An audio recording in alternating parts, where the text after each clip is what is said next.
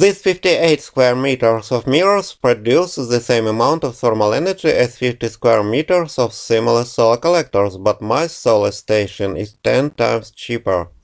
Today I will describe these structures, and now I will show how I use them to change the tilt of my mirrors between this position in winter and this position in summer.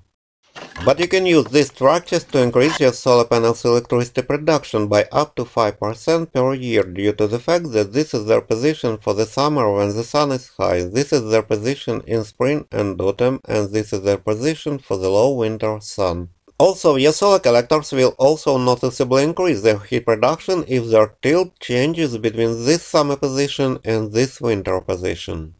Surprisingly, these are reliable devices with a long lifespan, and now I am showing their technical condition after 4 years of operation in the climate of central Ukraine. The only major defect was these cracks, which are the result of exposure to solar radiation, and therefore I was forced to add these screws to stop the cracks from growing.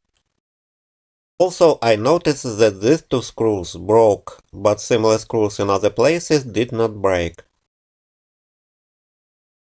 Now I continue to show the technical condition after 4 years of operation. We see that each structure consists of this lower strip and this upper strip, where you can see these screws, which prevent the appearance of cracks, but it is obvious that both strips may not be wooden but metal. This metal rectangle is fixed to the upper strip, but this rectangle is free, and this is another metal part. Also here we see two metal plates, and now I am showing how I install them on the lower strip.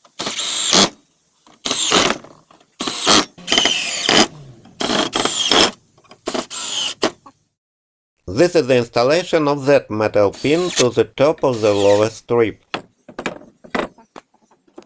Now I am showing how I fix that rectangle at the bottom of the upper strip.